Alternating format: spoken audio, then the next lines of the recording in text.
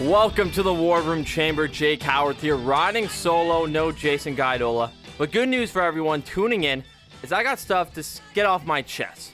And the reason being because this weekend showed a lot of things in my mind, especially in the psychology world. If you don't know, for 4 years, I went to Wilfrid Laurier University and got my degree in psychology before I decided to go on a different path.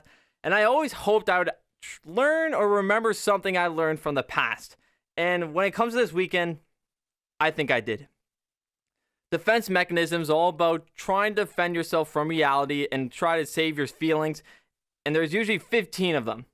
There's obviously regression, projection, displacement. But 2 examples from this weekend really stand out to me and really bring in a defense mechanism. For the Toronto Blue Jays, it's denial. The Blue Jays the past 2 seasons made the playoffs, really pushed to get to that World Series, but fell short both times. And now, all the hype around the Toronto Blue Jays possibly doing it again for a 3rd straight year, which is unheard of in Toronto. And they flat right on their face so far. And a perfect example is when they lost 19-1 yesterday to the Houston Astros. And I don't know what's more embarrassing, that or them getting swept by the Red Sox at home on Canada Day weekend when they got outscored 29-6. And everyone still thinks when the Blue Jays are 5 games out of a playoff spot, 8.5 games out of their division, that they still have a chance in the playoffs. And this is when denial comes in. When you keep thinking something, you're acting out, and all you're thinking about is, this is not true. The Blue Jays are fine. But it's totally wrong. Take away Justin Smoak from the entire season. Obviously, an AL All-Star, going to start at first base. But everyone else on this roster has been subpar at best. Other than Ezekiel Carrera, who's batting .285, no Toronto Blue Jay is batting over .261. And that's held by Josh Donaldson. Everyone else, Tulo, guy they got, .250. Jose Bautista, .234. Pilar, .256. Martin, .235. You're not going to win if you're batting like this. Especially with runners in scoring position. They are batting as a team .224. The only team worse than them is Oakland. How is this a winning formula moving down the road? It's not. They're relying on the home run ball, and when that's not available, they continuously score nothing. This past 13 games was supposed to be the biggest stretch for the Toronto Blue Jays. Make or break season. They played Houston, Boston, New York, Baltimore. They won 5 and 8. I just don't see it. Everyone's denial about this whole face of baseball. Toronto Blue Jays making the playoffs. That's not going to happen. It's time to move on. So far this season, they're 15 and 25 against division rivals. So Baltimore, New York, Boston, Tampa Bay. In the last 73 games, they play them 36 times. Unless something magical happens, they go on this magical run, which I don't see it. They're not going to make the playoffs. And this is time when Mark Shapiro should come out and say it's time to rebuild, and Ross Atkins, the general manager, and stop being this denial phase. I understand that the revenue for the Toronto Blue Jays is going through the roof. Blue Jays fans are going out supporting their team. Even when it was 19-1, when they got the solo home run in the 9th, everyone was cheering.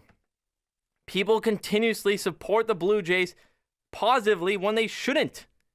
Get a reality check. The Blue Jays need to move on to the next phase. They need to move on to what is best for them.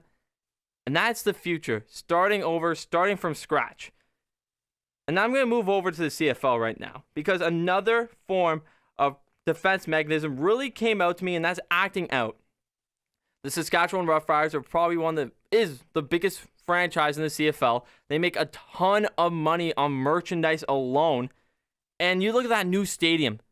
It is loud. Against the Hamilton Tiger Cats when they won 37-20, it was unbelievable. Like a college atmosphere in the United States or even an NFL game. But people continuously act out against Chris Jones. He got hired 2 years ago, technically, in 2015 to turn around this franchise that was 3-15. And right away, he made cuts. He wants to bring in his team and really develop this program to what it was before and what he had in Edmonton when they won the Grey Cup. And everyone continuously acts out on him. Sure. Some of his logical things, getting fined by the CFL for doing some illegal things, is not great. But other moves that he's done have really stood out to me. When Darian Durant, when they pretty much got rid of Darian Durant, sent him to Montreal, everyone was up in arms. Why could you get rid of someone like this, just acting out to Chris Jones? But Chris Jones knows what he's doing. They brought in a veteran presence in Kevin Glenn. And I'm going to compare the numbers. Kevin Glenn was in Montreal Alouettes offense last year before he got traded to Winnipeg, and he was not great. But so far this year, he's off to the best start in his career.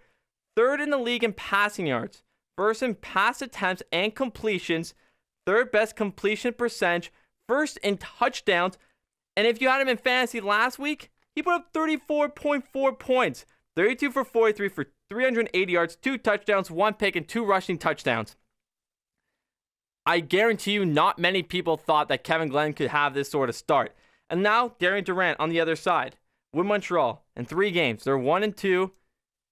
Should be 0-3 against. They should have lost to Saskatchewan. But Darian Durant is averaging 214.6 yards per game, which ranks last in the CFL.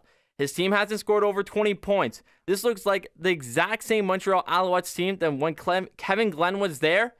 And Kevin Glenn is succeeding in Saskatchewan, while Montreal is relying on their defense, and their offense is a snooze fest. But Saskatchewan Roughrider fans continuously act out toward Chris Jones when they should enjoy it. They're 1-2. You can argue that they should have been 3-0. Even last year, when they started 1-10, everyone was flipping out at this organization. Chris Jones asking him to get fired. But after that, he was 4-3. It's a process. You can't just tear something down and expect it to be built right away. Chris Jones knows what he's doing as a football coach. He brought in probably the best wide receiving crop in the league. The only one you could think of is BC Lions. His defense continuously gets better, but it's a process when you bring in new players and you teach them your system and you're getting away from what it was before. They were in 3-15 in 2015. Compared to now, they're 1-2 and they're continuously improving. They're in majority of football games even last year. Near the end of the year, once everyone figured out the system, Chris Jones still needs to find his quarterback. Will that be James Franklin from the Edmonton Eskimos down the road? He's a free agent soon. Or will it be someone else like a Brandon Bridge? But Kevin Glenn has been outstanding, and Chris Jones has made football decisions that many people have disagreed with, acting out towards him instead of breathing in and being, it's a process. A couple of years from now, we're going to be fine. Their schedule is tougher down the road. Calgary, Toronto, BC, and Edmonton. Let's just say they go 500. They're in the playoffs. They're fighting for a playoff spot. Except Chris Jones. Don't fall for these defense mechanisms, Blue Jays fans. Rough Rider fans, trust the process. Be real with yourself. The Blue Jays have to start over, number one. That's going to happen this year or even next year.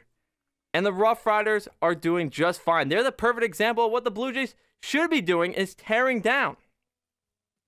And for the Saskatchewan Rough Riders, they're going to continuously climb, and you're going to be impressed. And for the Blue Jays, same thing. They may be crap for a while, I'm not going to lie, but they're going to build up. And coming up next, sometimes settling for something really works out in the end, and I'll explain why coming up next. Stay buckled in, as the War Room Chamber continues.